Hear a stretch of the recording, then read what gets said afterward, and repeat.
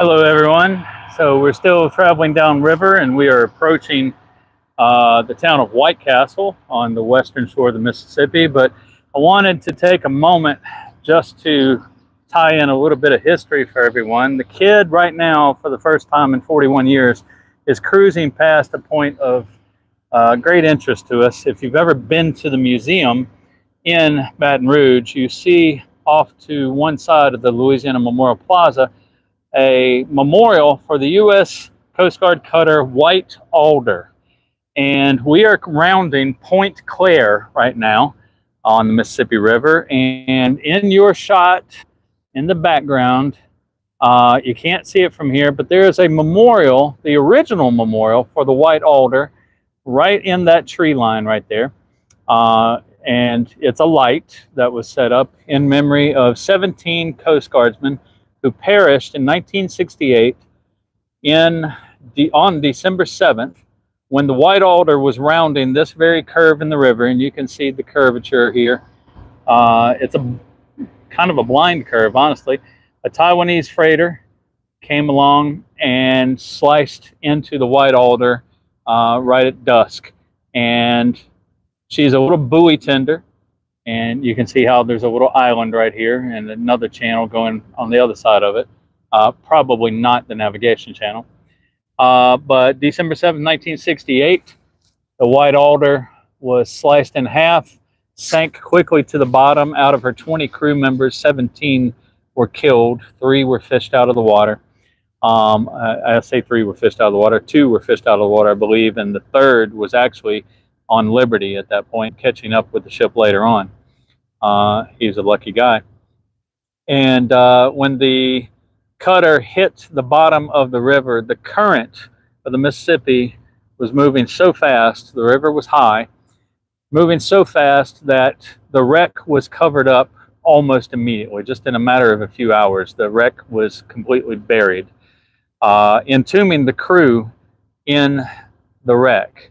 And it's ironic that the date that she was struck was December 7th in 1968, because December 7th is an important date for the KIDD, because Admiral Kidd was killed aboard the Arizona, and of course the Arizona's crew is entombed aboard the wreck of their ship.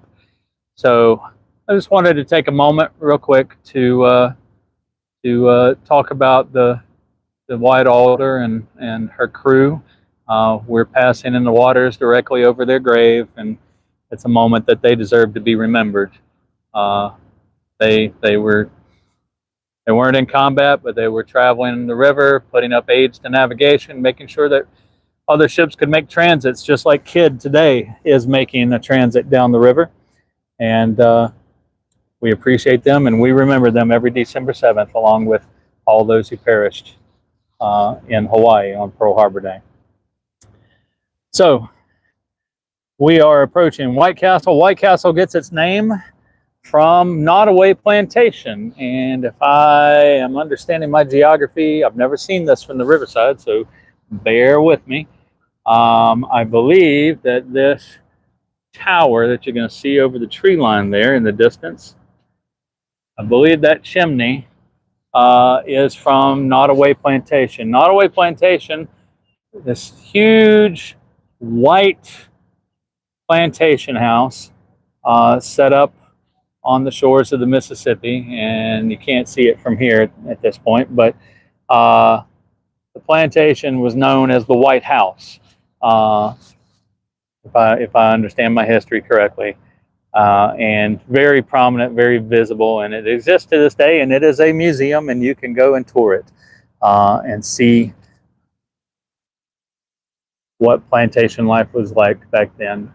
And the plantations, I have to say, are getting better about telling the full story of the plantation. You know, up until the past few decades, a large part of that story was not told, and these days that is changing, and that's a good thing. We are still making about 10, 11 miles an hour going downriver, making good time. And Donaldsonville will be coming up soon, and I'm going to go ahead and sign off for now. And when we get to Donaldsonville, I'll sign back on, let you look around a little bit, and I'll give you a little bit of the history for that location as well. USS Kidd is signing off.